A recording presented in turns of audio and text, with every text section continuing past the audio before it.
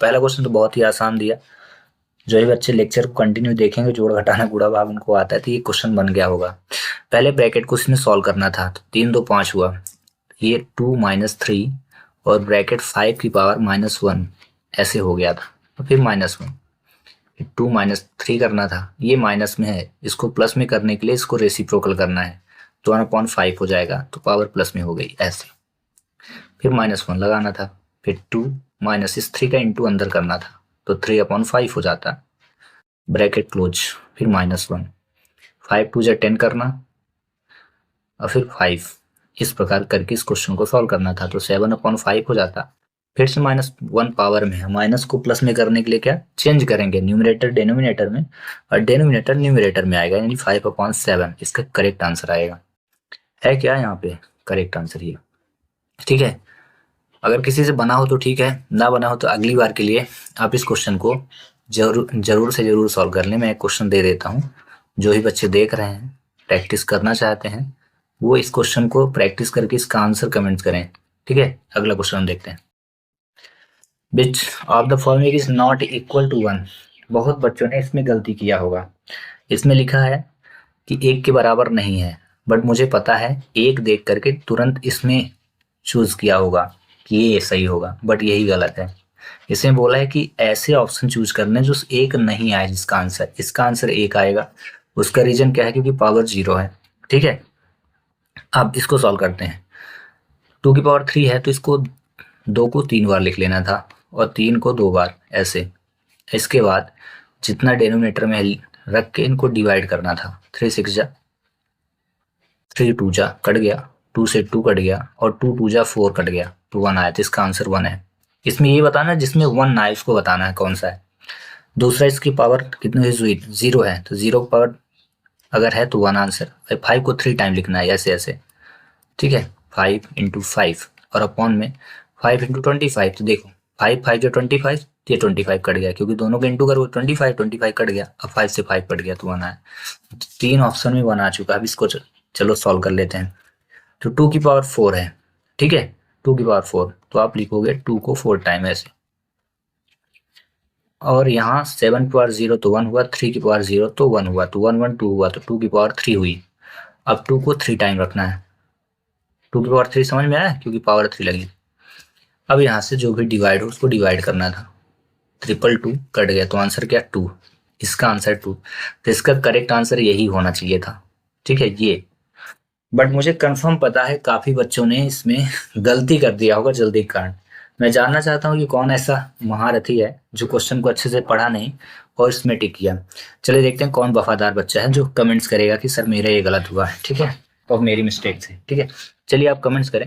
इसी से मिलता जुलता एक क्वेश्चन मैं देता हूँ, उसका आंसर आप सॉल्व करें अगर आपको समझ में आ गया हो। 4 की पावर 0 इंटू 3 की पावर 2 और अपॉन लिखा है 3 इंटू 3 की पावर 0, इसका करेक्ट आंसर क्या होगा। अगला question, which are the following is not a perfect square. बताना है कि परफेक्ट स्क्वायर कौन सा नहीं है। काफी लेक्चरों में मैंने एक्सप्लेन किया कि क्वेश्चन आएगा आएगा आएगा। देखते हैं कितने बच्चों ने पढ़ा है। आप कमेंट्स करें कि मेरा सही हुआ है, ठीक है। नहीं है बोला है, ठीक है, तो इसका करेक्ट आंसर ये वाला होगा। ये नहीं होता, ये 24 का स्क्वायर होता है, ये 26 का स्क्वायर और ये 27 का, ठीक है। ये किसी का भी स्क्वायर नहीं होता, परफेक्ट स्क्वायर नहीं तो बाकी स्क्वायर होता है, ठीक है। अगला क्वेश्चन, वेरी इंपॉर्टेंट क्वेश्चन, थोड़ा घुमा दिया था बस। एक व्यक्ति 12 रुपए में 8 संतरे खरीद कर, ठीक ना, 8 संतरे, तो एक संतरे का हम मूल्य निकालेंगे, एक संतरे का, तो हम 12 में 8 का भाग कर देते हैं, तो कितना आ जाएगा, 8 1 जा 8, फिर 4 बचेगा 40, तो 8 पंचे 40 यानी 1.5 आएगा। उसके बाद हम सेलिंग प्राइस निकालेंगे, और सेलिंग प्राइस मतलब 15 में आप 6 का डिवाइड करेंगे, 15/6 कितना आ जाएगा, 6 कम 6 3 6 पंचे 6 कम 6 और 6 ही दिया है ना, 6 कम 6 हो जाएगा, 6 दूनी 12, ठीक है, क्योंकि 15 में 6 का भाग करोगे 2 बार जाएगा, बचेगा 3 6 पंचे 30, ठीक ना। 1.5 रुपए में खरीदा और 2.5 रुपए में बेच दिया। अब बोल रहा कि 8 रुपए में अगर 8 संतरे मुझे बेचना हो तो लाभ या हानि बताना है। तो पहले आप 8 का इंटू करिए दोनों में, 15 × 120 ये हुआ, ठीक है। पॉइंट लगाएंगे एक अंक बाद, ऐसे 25 अट्ठे 200, पॉइंट एक अंक बाद। तो देखो कॉस्ट प्राइस जो है, मतलब खरीदा 12 रुपए में 8 संतरों को, अब बेचा 20 रुपए में, तो लाभ हुआ कि हानि? बिल्कुल लाभ होगा। तो कितने रुपए का होगा? दोनों को आप सब्ट्रैक्ट कर दो तो 8 रुपए का प्रॉफिट होगा। ये इसी से मिलता जुलता एक क्वेश्चन मैं आपको दे देता हूँ प्रैक्टिस करने के लिए, ठीक है, अगली बार के लिए, क्योंकि अभी इसके बाद तुरंत मॉडल स्कूल का पेपर है जो रीवा में है, तो उसका पेपर है, तो सेम टू सेम क्वेश्चन आएंगे, प्रैक्टिस करते रहिए, छोड़िएगा नहीं। तो यहाँ 12 था तो मैंने इसको 24 कर दिया, 8 था तो 16 कर दिया, 15 था तो 30 कर दिया, और 6 था तो 12 कर दिया, और 8 था तो 16। समझ गए? मैंने नंबर चेंज कर दिए। तो 16 संतरे बेचने में लाभ होगा कि हानि, आपको बताना है। अगला क्वेश्चन देखते हैं। 85 the present population of village is 10,000। अगर वर्तमान जनसंख्या जो है 10,000 है, 2% की दर से प्रतिवर्ष जनसंख्या बढ़ रही है, तो 2 वर्ष के बाद जनसंख्या कितनी होगी? अमाउंट निकालना है टोटल। तो इसके लिए सोल्यूशन क्या था? इस फार्मूले को आप लगा लेते, करेक्ट आंसर तक पहुंच जाते, 1+r/100 की पावर n। और ये मैं काफी बार लेक्चर में पढ़ाया हूँ। पॉपुलेशन थी 10,000 की, ठीक है, 1+r की वैल्यू 2/100 की पावर n कितना है? 2 ईयर का था। इसके बाद इसका इंटू करना था 1 में, और जितने इंटू करने के बाद आते थे इससे ऐड करते, इसको एज इट इज ऐसे लिखे रहते हैं, तो कितना हो जाता है? 102/100 की पावर 2। अब इतना करने के बाद आपको इनको लिख करके इसको 2 बार इंटू करना था, पावर 2 होने के कारण, ऐसे ऐसे। अब देखो 1 2 3 4, 4 जीरो, 1 2 3 4, ये 4 जीरो कट गए तो बचा कितना? 102, और इंटू 102, इनका दोनों का इंटू 104/04 आएगा, ठीक है। ठीक करेक्ट आंसर था। अब आई होप कि आपको ये समझ में आ गया होगा। तो इसी तरह एक मिलता जुलता क्वेश्चन मैं देता हूँ। 20,000 रुपए, 20,000 रुपए नहीं, 20,000 जनसंख्या थी, और 2 वर्ष, 2% की जगह 2% ही रखते हैं, ठीक है। और 2 वर्ष के लिए, अगर 2 वर्ष बाद जनसंख्या कितनी हो जाएगी यदि प्रतिवर्ष 2% इंक्रीजिंग हो तो, ठीक है। बट इसका करेक्ट आंसर 10404 होगा। 86 how many sides does a regular polygon. ये 3 चैप्टर से आया, एनसीईआरटी के चैप्टर क्लास 8th से। इस क्वेश्चन को मैं पढ़ाया था अपने लेक्चर में, शुरू के लेक्चर में बताया था कि इस प्रकार क्वेश्चन आएगा। इसमें क्या करना था? 316 24 का डिवाइड कर देते तो साइड पता चलती, तो इसका करेक्ट आंसर 15 होगा, ठीक है। ऐसे ही अगर 24 की जगह मैं 50 डिग्री दे दूं तब क्या करेक्ट आंसर होगा? मैं देखता हूँ कौन सा पहले करेक्ट करेगा इसको। 87 ये स्टैंडर्ड फॉर्म आया था, ये भी आपके एनसीईआरटी से A to Z क्वेश्चन उठा के दिया। इसका मानक रूप स्टैंडर्ड फॉर्म कैसे लिखना था? जितना नंबर है देखो 0.000, कितने जीरो? 4 जीरो है, 35। इसमें एक काम करना था आपको, पॉइंट हमेशा, ये जैसे 35 है ना, पॉइंट हमेशा शुरू से एक अंक बाद लगना है। ये 35 नंबर लिखना है, इसके तुरंत बाद यहाँ पे लगना है पॉइंट, ठीक है। तो काउंट कर लो भाई, यहाँ तो लगना ही पॉइंट है। कितने नंबर? 1 2 3 4 5, तो 10 इंटू 5 करना था। इनको काउंट किया तो 5 आया ना, इसलिए 10 की पावर 5 है। अब एक बात इसमें नोट करने लायक है, अगर क्वेश्चन पॉइंट में हो तो पावर माइनस आएगी, अगर क्वेश्चन प्लस में होता तो फिर वो पॉइंट हटा होता, मतलब पॉइंट ना लगा होता, तो फिर पावर माइनस में ना आके बस सिंपली आंसर आ जाता। माइनस लगता ही नहीं, आंसर आ जाता, उसका करेक्ट आंसर ही हो जाएगा, ठीक है। चलिए इसी से मिलता जुलता एक क्वेश्चन मैं आप बच्चों को दे रहा हूँ। चलिए कमेंट्स करिए किसका किसका ये आंसर सही हुआ है, ठीक है। इस क्वेश्चन का करेक्ट आंसर क्या होगा? अब ये पहली दूसरी तीसरी के बच्चों वाला क्वेश्चन दे दिया, भाजक भाज्य भजनफल शेष, भाजक भाज्य भजनफल शेष। अब क्या? तो यहाँ भागफल है, यही वस्तु बचा है, ये करेक्ट आंसर आना था, खत्म। अगला ये स्टेटमेंट दिया पैरेललोग्राम 4 चैप्टर में भी, 3 या 4 चैप्टर, 3, हाँ 3 चैप्टर से ही दे दिया, ठीक ना। तो इसमें बताना है कि कौन सा स्टेटमेंट ट्रू नहीं है। तो इसका ये वाला, बोथ डायगोनल्स आर इक्वल, ये नहीं होता, इक्वल नहीं होता है, पैरेललोग्राम है ये ये ये पैरेलल होते हैं, इनको बोलते हैं पैरेलल साइड बोलते हैं, जिसको बोलते हैं ना अपोजिट, ये अपोजिट साइड आर पैरेलल, ये कहलाई। पैरेलल तो हो गई भाई, ठीक है, एक रूल काम कर गया, ठीक है ना। अगला अगला लिखा सम्मुख भुजाएं बराबर होती हैं, ये वाली साइड और ये वाली साइड भी बराबर है, ठीक है। अब एक रूल बोला सम्मुख कोण बराबर होते हैं, यानी अपोजिट एंगल जो होते हैं इक्वल होते हैं, ये भी सही है।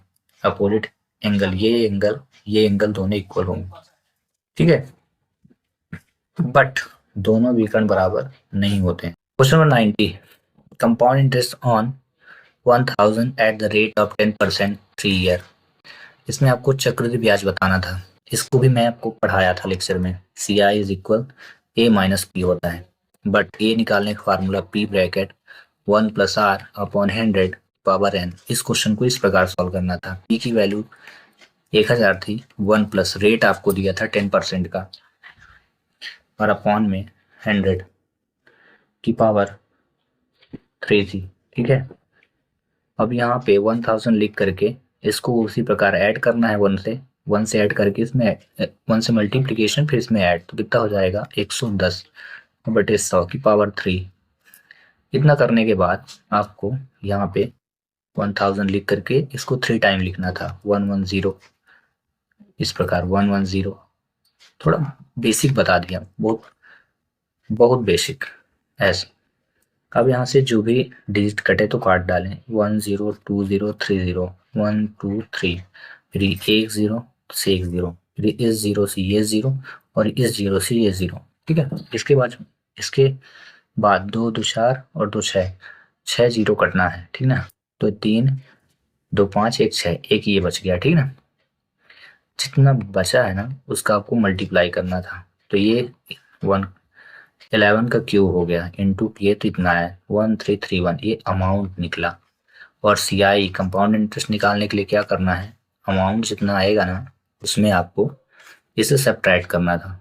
तो आप जैसे ही सब्ट्रैक्ट करोगे तो कितना आएगा 331। तो करेक्ट आंसर ये होना था। किसका किसका सही आया है और किसने तुक्का मारा है, अब आप ही जाने, कमेंट्स करें। जानना चाहते हैं किसने हकीकत में फार्मूले को याद किया था, ठीक है। इसी से मिलता जुलता एक क्वेश्चन मैं आपको दे देता हूँ यहाँ पे। 1000 की जगह 2000 दे दिया हूँ, ठीक है, और ये जैसा है वैसे ही रहने देता हूँ। देखता हूँ करेक्ट आंसर किसका आएगा, और टाइम भी वही है। अगला क्वेश्चन पूछा था, दर्शाई की आकृति के क्षेत्रफल का सूत्र क्या है। ये देखो, ये सर्कल होता है, ये सर्कल कंप्लीट, जब सर्कल कंप्लीट रहता है ना तब यहाँ पे देखो फार्मूला लिखा है पाई आर स्क्वायर 2 पाई आर, ठीक है। यहाँ पे क्षेत्रफल बोला है, एरिया। तो जब ये पूरा का पूरा सर्कल कंप्लीट होता है तो इसका एरिया का फार्मूला पाई आर स्क्वायर होता है, ठीक है। और जैसे ही हम हाफ करते हैं, जैसे ये हाफ है, हाफ का मतलब 1/2 होता है, इसलिए पाई आर स्क्वायर, इसका इंटू कर देना, और पाई आर स्क्वायर में जैसे 2 का डिवाइड करते हैं तो ये बन जाता, तो फार्मूला ये बनता, ठीक ना। तो मैं आपसे क्वेश्चन पूछता हूँ कि वृत्त की परिधि का फार्मूला क्या होगा। ऑप्शन में है, देखना चाहता हूँ किससे बनेगा। इन्हीं ऑप्शन में वृत्त की परिधि का फार्मूला है, ठीक है। अगला क्वेश्चन, यदि -1 को 16 टाइम मल्टीप्लाई करें तो क्या आएगा। तो एक चीज बताता हूँ, देखो -1 -2 -1, ठीक है, माइनस माइनस प्लस हुआ और एक एक एक, यानी मैंने इसको 2 बार इंटू किया। कितने बार ध्यान रखना, 2 बार। और 2 क्या है, इवन नंबर, इसी को बोलते हैं सम संख्या। मतलब अगर -1 का सम टाइम, इवन टाइम अगर मल्टीप्लीकेशन करें तो प्लस आता है, ठीक है। यानी 2 बार मल्टीप्लीकेशन करेंगे तो प्लस, तो 4 बार में भी प्लस, तो 8 में भी प्लस, 10 में भी प्लस, 12 में प्लस, 16 में भी प्लस। उसका रीजन क्या है, क्योंकि इवन नंबर है। -1 का इवन टाइम मल्टीप्लीकेशन हमेशा ही प्लस आता है, तो ये श्योर हुआ कि ये सब आने नहीं है क्योंकि माइनस लगा है, और 16 आना नहीं क्योंकि 1 1 जब 1 ही होता है, 16 तो आएगा नहीं। करेक्ट आंसर 1 होगा, ठीक है। अगला, इसी में एक क्वेश्चन मैं देता हूँ, अगर आप इंटेलिजेंट हैं तो बताइएगा। -1 into -1 into that that dash -9 time, minus नहीं 9 टाइम करना है, यानी 9 बार। अगर -1 का मल्टीप्लीकेशन करें तो कितना आएगा। अगला क्वेश्चन, इसमें बोला था 14xyz का मान फाइंड करना था डिवाइड करके, ऐसे x² y² z² में 14xyz डिवाइड करना था। तो देखो ये भी मैं पढ़ाया था, 17 2 जा, इस x² में एक x कट गया, ठीक ना, तो यहाँ x बचेगा। फिर y² में एक y, तो y बच गया, और z² में एक z, तो z। तो x y z/2 आना चाहिए, है क्या ऑप्शन में, नहीं है। ऐसा आप ना कहें, है ये है 1/2, इसको अलग कर दिया और एक्स वाई जेड रखा बस, तो करेक्ट आंसर यही होगा। चलिए इससे मिलता जुलता एक क्वेश्चन मैं देता हूँ। 14x² y² जेड क्यूब, और डिवाइड करना है आपको, डिवाइड करना है 28x y/z²। इसका करेक्ट आंसर क्या होगा? चलिए जो भी इंटेलिजेंट है वो आंसर को कमेंट करे। अब यहाँ पे बड़ा अच्छा क्वेश्चन आया, थोड़ा सा दिमाग लगाने वाला क्वेश्चन। ए की पावर अगर बी हो इज इक्वल 125, तब बोला ए और बी अगर पॉजिटिव इंटीजर हो तो बताइए ए माइनस बी ब्रैकेट ए प्लस बी -4 का मान क्या होगा? सिंपल सा है, देखिए ए की पावर बी है मतलब ये भी किसी न किसी नंबर का पावर होगा। 5 की पावर 3 यानी 5 को क्यूब में बोला था ना, याद कर लेना। 5 × 5 × 5 अगर याद किए होते तो आपको पता चल जाता कि 5 का क्यूब है 125 होता। अब देखो लॉजिक, ये नीचे ए है मतलब ए का मान क्या हुआ 5, समझना, और ये ऊपर बी है तो बी का मान क्या हुआ 3। इतना समझ में आया? अब यहाँ बोला इसको सॉल्व कर दो, a माइनस बी मतलब 5 - 3, फिर पावर लगाओ, फिर बोला a प्लस बी कर दो यानी 5 + 3 कर दो। अब फिर बोला -4 करना है, ये लिखा ना -4, -4 कर दो तो 5 में 3 गया तो 2 की पावर 5 3 8 हुआ, -4 तो 2 की पावर कितना हुआ 4, 2 को 4 टाइम मल्टीप्लाई करना था बस और आंसर आ जाता। 2 दूनी 4 दूनी 8 दूनी 16, तो करेक्ट आंसर क्या होगा ये। मुझे पता है कि इसमें कम से कम 90% स्टूडेंट ने तुक्का मारा होगा, ठीक है। अब तुक्का तो गलत ही होता है मैथ में। चलिए तो इससे मिलता जुलता एक क्वेश्चन में देता हूँ कि ए की पावर अगर बी हो, ठीक है, और 3 4 3 हो, ध्यान रखना 3 3 4 3 हो, तो आप बताइए यही question a minus b power a plus b -4 का मान क्या होगा, ठीक है। अगर ये क्वेश्चन का सोल्यूशन आपको समझ में आ गया होगा तो इसका आंसर आप करेक्ट कर लेंगे। 95, कोई वस्तु 18% जीएसटी से सम्मिलित करने पर 1239 खरीदी गई, ठीक है। तो जीएसटी जोड़ने से पहले वस्तु का क्रय मूल्य क्या था, तो इसके लिए क्या करना है, टोटल परसेंटेज हमेशा कितना होता है 100, याद रखना, और दोनों को ऐड करते हो, जब दोनों को ऐड करो तो कितना हो जाएगी 118, ठीक है। अब जितना आया है ना 1239 बोला है, इतना जीएसटी ऐड करने पे वस्तु को खरीदा है, तो इसमें परसेंटेज दिया, ध्यान रखना परसेंटेज है तो इंटू 100 कर देना बस, इसको इसमें डिवाइड करना है आपको, ठीक ना। तो उससे पहले इसको डिवाइड करते हैं, 2 पंचे 10, 2 पंचे 10 और 2 नाम 18, ठीक है, इतना हो गया डिवाइड। इसके बाद क्या करना, आप 59 से 1239 को डिवाइड कर देना और आपका आंसर हो जाएगा 1239 को 59 से डिवाइड कर देना, ठीक है। इसको तो 21 आ जाएगा और जितना बचे इंटू कर देना, 0 5 × 5 5 दूनी 10, इसका करेक्ट आंसर 1050 हो जाएगा। इसी से मिलता जुलता एक क्वेश्चन में देता हूँ, यहाँ मैं दे दिया 1500 और जीएसटी परसेंट 20% का है, तो आप बताइए कि जो जीएसटी की पहले कॉस्ट था वो कितना होगा। 96, if radius of a circle is double then circumference will be, यदि वृत्त की त्रिज्या दोगुनी हो जाए, ठीक ना, तो सर्कमफ्रेंस ऑफ सर्कल क्या होता है 2πr, याद रखना 2π, और रेडियस को डबल बोला है यानी 2r हो जाएगा, तो बस r की जगह आप रख लो 2r, ठीक है। जब 2r रखोगे तो 2 बाहर आ गया, बचा कितना 2πr, ध्यान रखना ये फार्मूला है, ठीक है। 2πr बना और ये बाहर आ गया मतलब कितने टाइम 2 टाइम, ठीक है। तो अगर मैं ये कहूँ कि यदि वृत्त के त्रिज्या को 2 गुने की जगह 4 गुना कर दिया जाए तो करेक्ट आंसर क्या आएगा, ठीक है।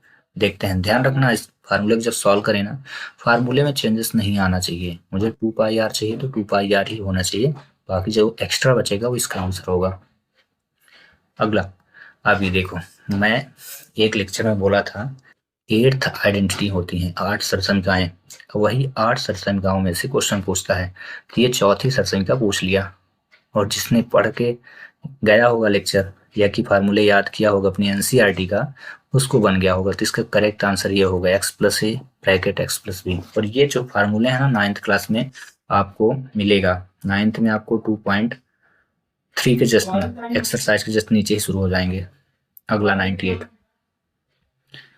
गाइड दिया है तो इसकी एक्स की वैल्यू क्या होगी, ठीक ना। तो इसमें जनरली सॉल्व क्या करना था, 4x इज इक्वल 40 करके 4 से इसको डिवाइड करना था, तो एक्स की वैल्यू कितनी आ जाती 10। बस ये सॉल्व।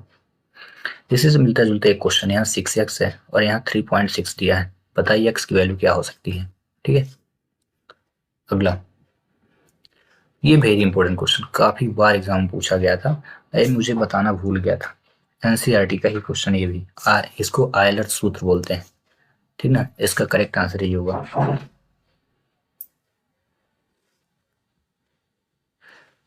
अगला क्वेश्चन देखते हैं, जो इस एक लेक्चर का लास्ट क्वेश्चन है। बोला डिवाइड करिए, मैं मल्टीप्लीकेशन सिखाया था बट इसमें क्वेश्चन डिवाइड के ही आए हैं। 3/2 x² में डिवाइड आपको x का करना था, इस x ने इस x को डिवाइड किया, तो 2 थे तो 1 बचा, तो इसका करेक्ट आंसर 3/2 x आना था। बहुत सरल सरल क्वेश्चन दिया था, ये करेक्ट आंसर होगा। ठीक है, इसी से मिलता जुलता एक क्वेश्चन में देता हूँ, 4/5 x³ में आपको x डिवाइड करना है, तो करेक्ट आंसर क्या आ सकता है। चलिए मिलते हैं नेक्स्ट वीडियो में, थैंक्स।